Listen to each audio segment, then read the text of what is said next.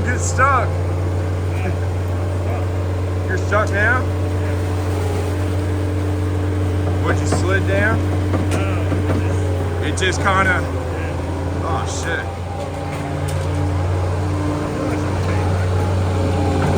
Should have just stayed up there or something, you know. Oh, well.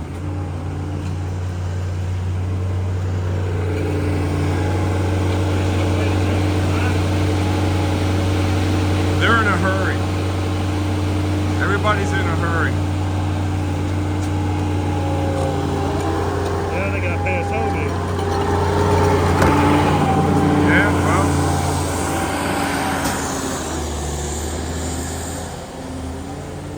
They had to replace these poles because they were too high. Because they didn't measure correctly. So it's... Yeah. Whatever. I told them when they did it, it was too shallow. They didn't want to listen, but whatever. You know what? It's their money.